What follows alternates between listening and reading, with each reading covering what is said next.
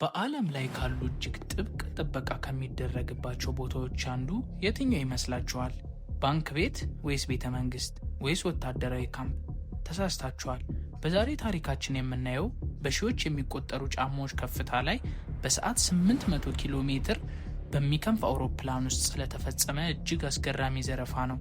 500 ሚሊዮን ዶላር የሚያወጣ ወርቅ በአየር ላይ ሆኖ እንዴት እንደተሰረቀና መጨረሻው ላይ የሆነውን ካወቃችሁ በኋላ ደንግጣችሁ ነው የምትቀሩት።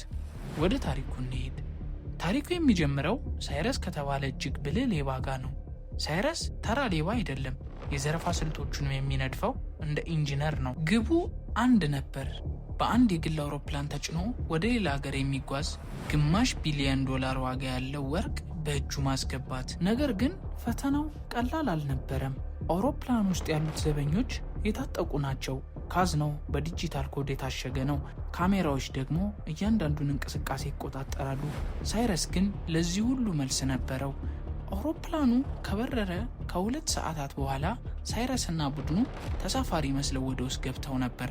ልክ አውሮፕላኑ ከደመና በላይ ሲወጣ ኦፕሬሽኑ ተጀመረ። የቡድኑ የቴክኖሎጂ አዋቂ አውሮፕላኑን የደህንነት ሲስተም ሰብሮ በመግባት ካሜራዎቹን የድሮ ምስል ብቻ እንዲያሳዩ አደረገ። ጠባቂዎቹ ሁሉም ነገር ሰላም ነው ብለው ሲያስቡ፣ በካርጎ ክፍል ውስጥ ግን ሌላ ታሪክ እየተከናወነ ነበር። የካዝናውን ኮድ ለመስበር ሌዘር እና ልዩ ድምፅ አልባ መሳሪያዎችን ተጠቀሙ። ካዝናው ሲከፈት በውስጡ ያለው ወርቅ ክፍሉን በብርሃን አጥለቀለቀው። ዋናው ብልሃቱ ወርቁን አውሮፕላኑ እስኪያርፍ መጠበቅ አይቻልም። ስለዚህ ሳይረስ አስቀድሞ ባዘጋጀው ልዩ ቫኪዩም ሲስተም ወርቁን ወደ ትናንሽ ቦርሳዎች ቀየረው።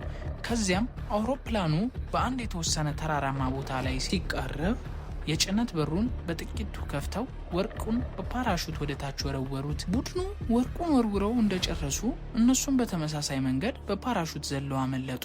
መሬት ላይ ወርቁን ሰብስበው ሀብታም ሆንም ብለው ሲደሰቱ ግን አንድ ያልጠበቁት ነገር ተከሰተ።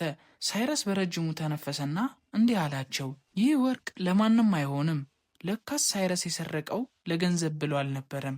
ያ ወርቅ የአንድ አምባገነን መሪ መሳሪያ መግዣ እንደነበር ቀድሞ አውቆ ነበር። ወርቁን ለድሆች መርጃ ድርጅቶች በድብቅ እንዲደርስ አደረገው። ቡድኑም ሆነ ፖሊሶች ሳይረስን ሊያገኙት አልቻሉም። ሳይረስ የዓለማችንን ትልቁን ዘረፋ ፈጽሞ ያለምንም ማስረጃ ድራሹን አጠፋ። እንግዲህ የዛሬ ታሪክ ይህንን ይመስል ነበር። በሳይረስ ድፍረትና ብልሃት ተገርማችኋል ወይስ እንዲህ አይነት ሌባ መጨረሻው ምን መሆን ነበረበት ትላላችሁ?